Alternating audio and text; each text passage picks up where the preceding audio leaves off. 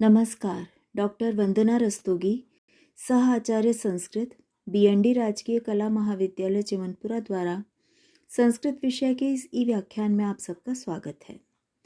इस व्याख्यान श्रृंखला में हम महाकवि कालिदास द्वारा विरचित रघुवंश महाकाव्य के इंदुमती स्वयंवर वर्णन नामक छठे सर्ग का अध्ययन कर रहे हैं।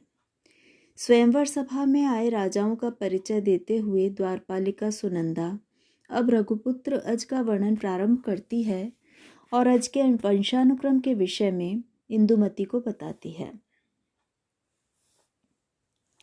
इक्ष्वाकु वंश्यः ककुदं नृपाणां ककुत्स्थ इत्याहित लक्षणोऽभूत् काकुत्स्थ शब्दं यत् उन्नतेच्छाः श्लाघ्यं दधत्युत्तर कोसलेन्द्राः।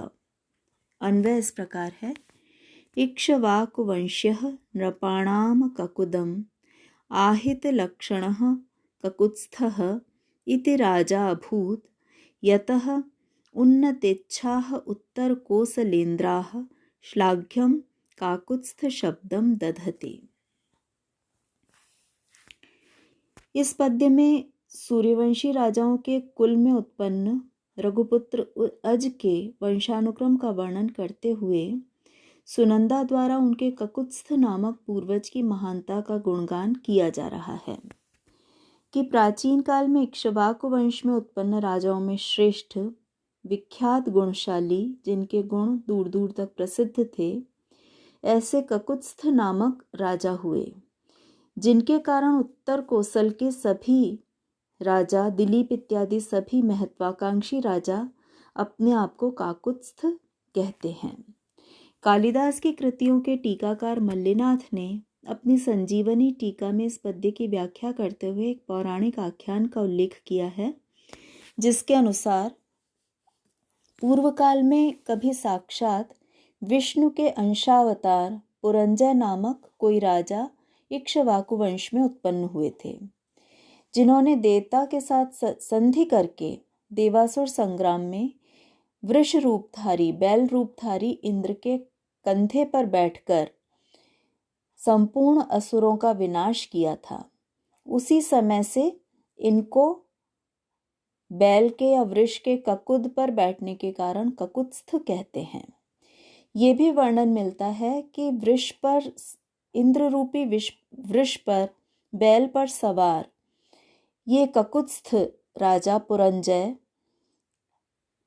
नंदी पर विराजमान शिव जी के समान ही सुशोभित हुए थे। हरिवंश पुराण में इस कथा का हमें वर्णन मिलता है। इन्हीं ककुत्स्थ के वंशज काकुत्स्थ कहलाते हैं। इसीलिए अज सूर्यवंशी, इक्ष्वाकु वंशी, रघुवंशी तो हैं ही, वे काकुत्स्थ भी हैं। इनके राज्य का नाम उत्तर कोसल है, जिसकी राजधानी अयोध्या थी। इस पद्य में काव्यलिंग अलंकार है और उपजाति छंद का प्रयोग किया गया है। व्याकरणात्मक टिप्पणी के अंतर्गत समास दृष्टव्य हैं। इक्ष्वाकोः वंशः इक्ष्वाकुवंशः तत्र भवः इक्ष्वाकुवंश्यः तत्पुरुष समास है यहाँ। इसी तरह से उन्नता इच्छा येषां ते उन्नतेच्छाः बहुव्रीहि समास का ये उदाहरण है। साथ ही इस शब्द में हम गुण संधि भी देख सकते हैं, उन्नता इच्छा। गुण संधि का ही एक और उदाहरण इस पद्य में विद्यमान है, कोसलेंद्र, कोसल प्लस इंद्र, यहाँ भी गुण संधि है।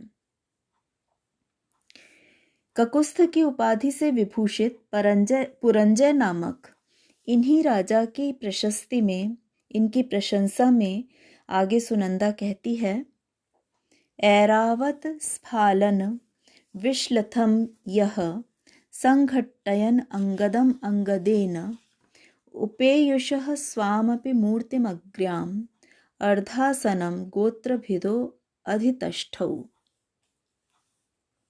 अन्वय है, यह ऐरावत स्फालन विश्लथम अंगदम अंगदेन संघट्टयन स्वाम अग्र्याम मूर्तिम उपेयुषः अपि गोत्रभिदः अर्धासनम अधितष्ठौ। अन्वयानुसार अर्थ इस प्रकार है, यह जो ककुत्स्थ राजा, जिनकी प्रशंसा में ये वर्णन किया जा रहा है, वे ककुत्स्थ राजा जिनका मूल नाम पुरंजय था। ऐरावत स्फालन विश्लथम, ऐरावत जो दिव्य गज है, दिव्य हाथी ऐरावत के स्फालन, उसको ताड़न करने से, उसको आगे बढ़ने के लिए उसको प्रेरित करने से शिथिल हुए, विश्लथम शिथिल हुए, अंगदम केयूर को, अंगद कहा जाता है भुजा पर पहने हुए आभूषण को, भुजबंध को, बाजूबंद को। तो अंगदम भुजबंध को, अंगदेन अपने अंगद, अपने केयूर, अपने बाजूबंद से, संघट्टयन संघर्षित करते हुए, रगड़ते हुए, स्वाम अपनी, अग्र्याम श्रेष्ठ, मूर्तिम मूर्ति को, शरीर को, स्वरूप को, उपेयुषः अपि प्राप्त किए हुए भी, गोत्रभिदः इंद्र के, अर्धासनम आधे आसन पर, अधितष्ठौ बैठ गए, आसीन हुए। इस पद्य के अनुसार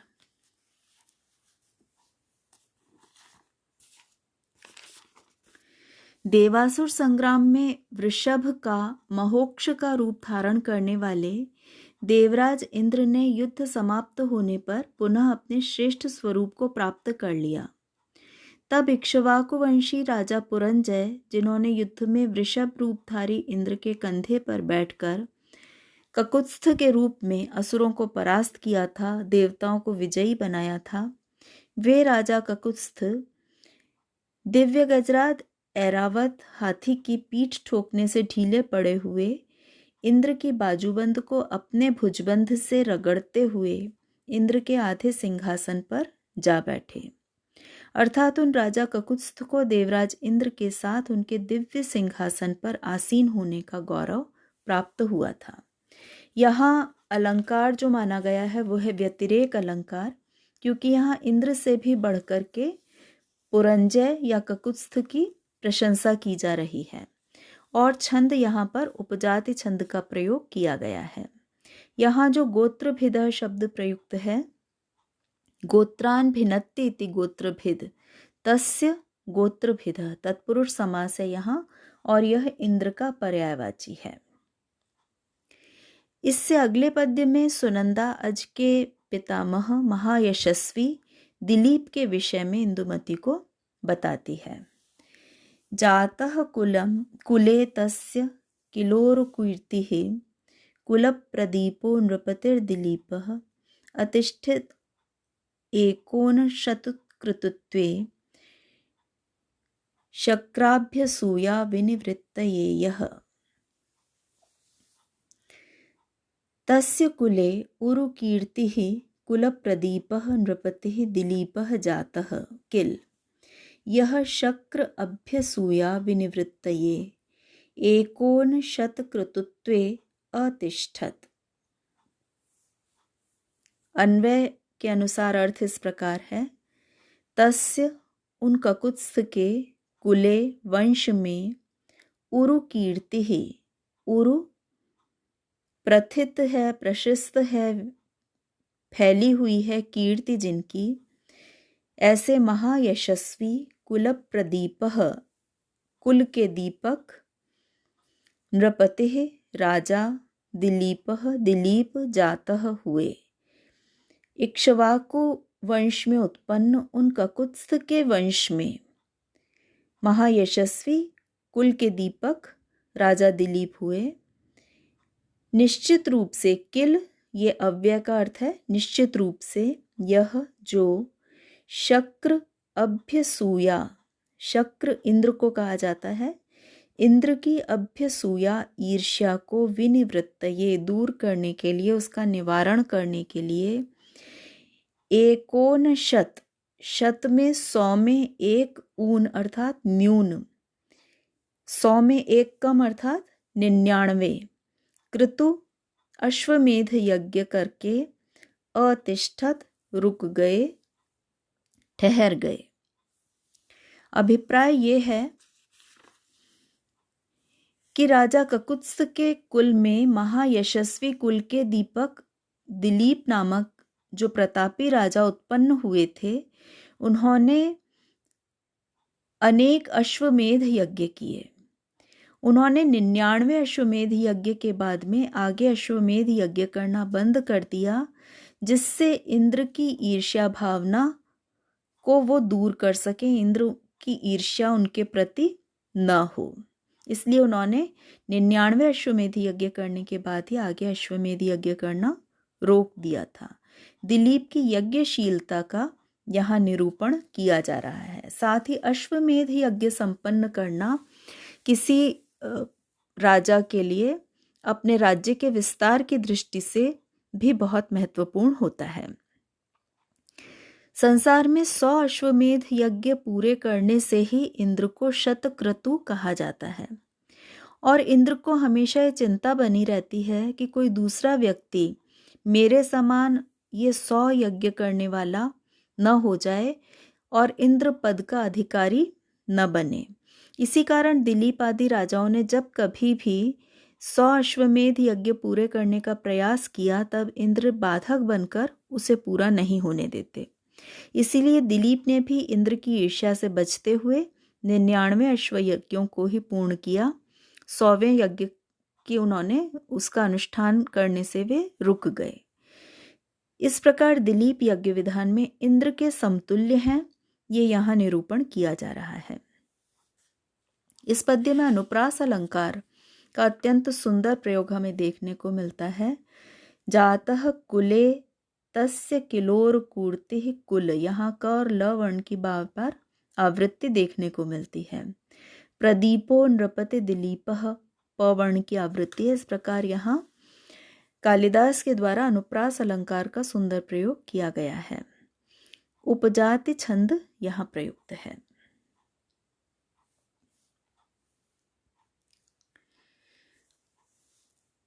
दिलीप के वर्णन के उपरांत सुनंदा इंदुमती के समक्ष दिलीप के पुत्र और अज के पिता रघु की महानता का परिचय प्रस्तुत कर रही है।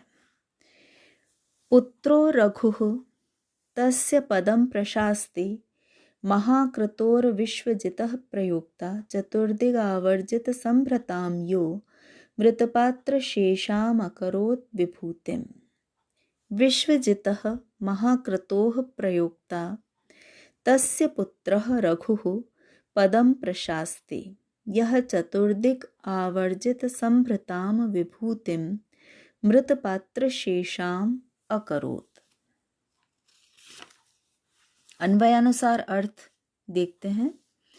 विश्वजितः, विश्वजित नामक महाकृतोः, महायज्ञ के प्रयोक्ता, कर्ता, विश्वजित नामक महायज्ञ का अनुष्ठान करने वाले, तस्य दिलीपस्य, उस राजा दिलीप के पुत्रः, पुत्र, रघु, रघु, रघु का ही विशेषण है विश्वजित महाक्रतोः प्रयुक्ता, और दूसरा विशेषण है तस्य दिलीपस्य पुत्रः। विश्वजित यज्ञ का अनुष्ठान करने वाले और राजा दिलीप के पुत्र रघु ने, रघु के द्वारा पदम, पिता के राज्य का प्रशास्ति, पालन किया जा रहा है, उसका परिपालन किया जा रहा है। यह जिन रघु ने चतुर्दिग आवर्जित संभृताम, चतुर्दिक चारों दिशाओं को आवर्जित, जीतने से, उन पर विजय प्राप्त करने से, संभृताम एकत्रित हुई, विभूतिम ऐश्वर्य को, धन संपदा को, वैभव को, मृत पात्र शेषाम, मृत मृत्तिका को, मृदा को, मिट्टी को कहा जाता है, पात्र बर्तन को कहते हैं। तो मिट्टी के बर्तन मात्र से अवशिष्ट बना दिया था। जो उन्होंने चारों दिशाओं के राज्यों को अपने अधीन करके जो धन संपदा प्राप्त की थी, उपहार के स्वरूप में उनके अधीनस्थ राजा उनको बहुत सा धन प्रदान कर, समर्पित कर देते थे। उस सारी विभूति को उन्होंने विश्वजित यज्ञ में अपने सर्वस्व के रूप में दान कर दिया, और उसके उपरांत उनके पास में केवल मिट्टी के बर्तन ही शेष रह गए। रघु की इस दानशीलता का वर्णन यहाँ पर किया जा रहा है। उनको एक परम दानी के रूप में यहाँ वर्णित किया जा रहा है। विश्वजित यज्ञ बहुत ही कम राजा किया करते थे, क्योंकि इसमें अपने सर्वस्व का दान उन्हें कर देना पड़ता था। और केवल उनके पास में, रघु ने भी जब ये विश्वजित यज्ञ किया तो उनके पास में केवल मिट्टी के बर्तन ही शेष रह गए। तो उन्हें धन संपदा का कोई लोभ नहीं है। ऐसे निर्लोभ भाव से परमदानी रघु यहाँ वर्णित किए गए हैं। यहाँ साभिप्राय विशेषण के प्रयोग के कारण परिकर अलंकार है और उपजाति छंद का यहाँ प्रयोग किया गया है। यदि हम समास की दृष्टि से देखें तो महान च असौ क्रतुः इति महाक्रतुः तस्य महाक्रतोः कर्मधारय समास है यहाँ पर।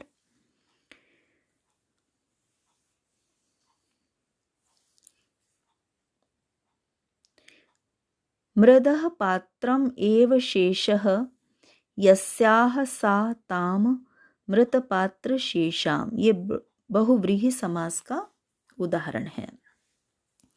ऐसे महाप्रतापी, यशस्वी, यज्ञशील, परमदानी राजाओं के वंश में उत्पन्न अज इंदुमती के साथ विवाह के लिए सर्वथा योग्य हैं, उपयुक्त हैं। ये वर्णन सुनंदा के द्वारा किया जा रहा है इंदुमती के समक्ष। आज इतना ही। धन्यवाद।